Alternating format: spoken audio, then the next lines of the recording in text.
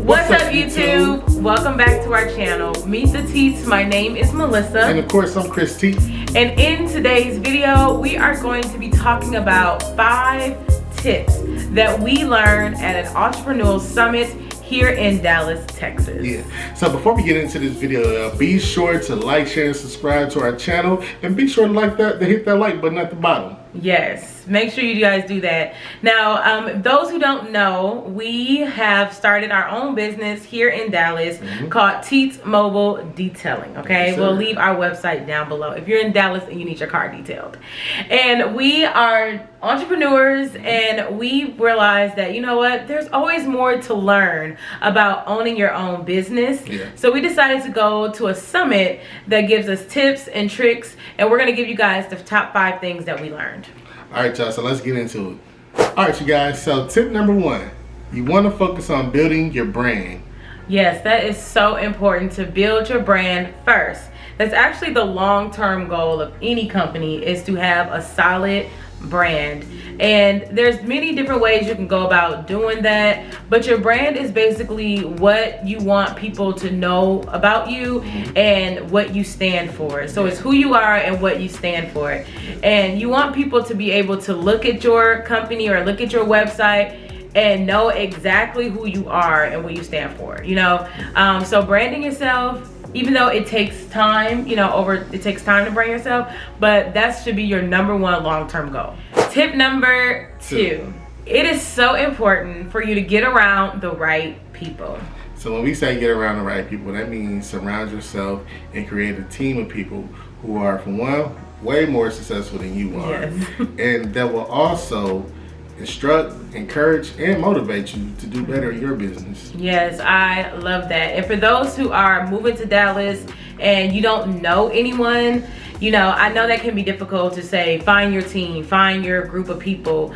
But the more that you are pursuing your business, whatever it is, the right people will come. Yeah. You'll find yourself running into people that you can say, you know what, I think I can learn something from them. So get around the right people, find the right people that will help you and encourage you as you are starting your business. Yeah. All right, you guys, so tip number 3, be sure to get on the whatever it takes program. Yes. Now you might be like, which program is that? Like, where can I find this program? But this program lives inside you, okay? It is the whatever it takes program. So whatever your business is, you're just gonna have to learn that, okay, you just got to do whatever it takes for it to be successful. And that means if you are still working a full-time job, or even a part-time job, you're gonna have to work on your business after work, you know? Or if that means, you know, answering the phones after work hours, or whatever it takes, making sacrifices, whatever it takes, you guys, do what it takes to make sure your business is successful.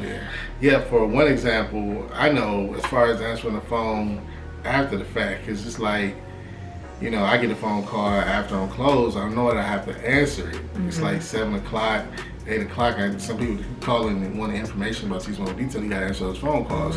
Or after the job is done, you have to make sure that you clean up the truck, refilling products and things like that. That time goes into your business. You know, you don't want to be going to a job and having to set up or you know, just doing the extra when you can do it the day before or whatever, however. Yeah, exactly. And that comes with, like, if you haven't even started your business yet, doing the research, you know, staying up late, coming up with a plan, finding people to support you and encourage you. All these things is that whatever it takes mentality.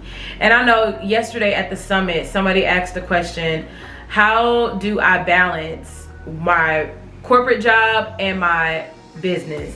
And his answer was, listen, there is no balance. There is no balance. If you're working 40 hours for somebody else, you definitely got to be putting in 80 hours for yourself. Exactly. If you want to stop working 40 hours for somebody else, you got to put in that work.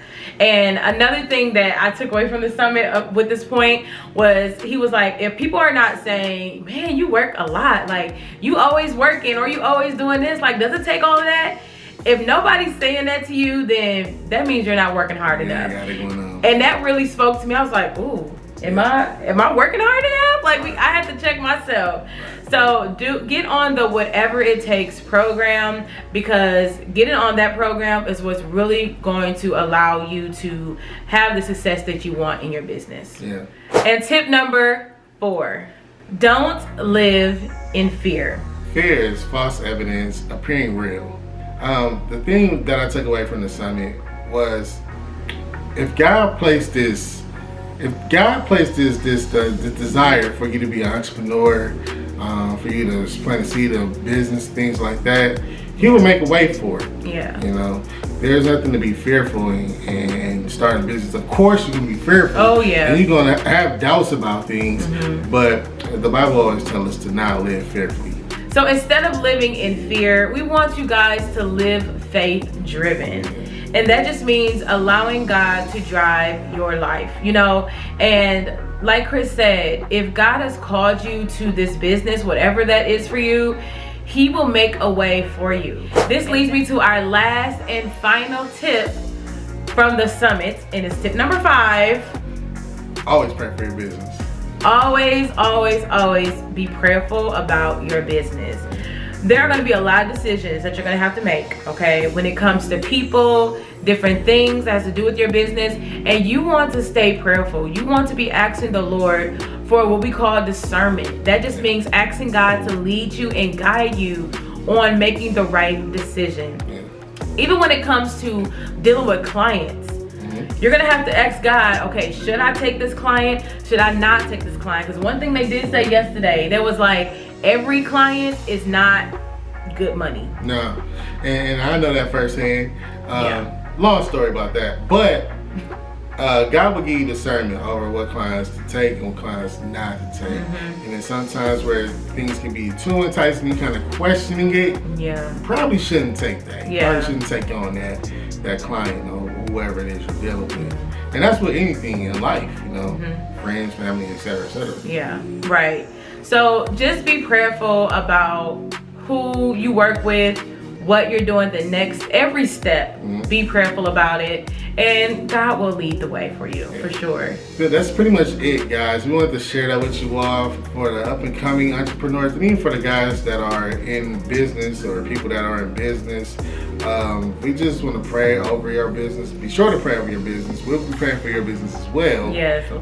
Actually, why don't they put their business in the comment section? And we will definitely be praying for you guys this week. Pray for our business, Teats Mobile Detailing. You guys, that God will continue to bless us, and we pray the same thing for you. Definitely. All right, you guys, it's been real. We'll catch y'all next time. Peace.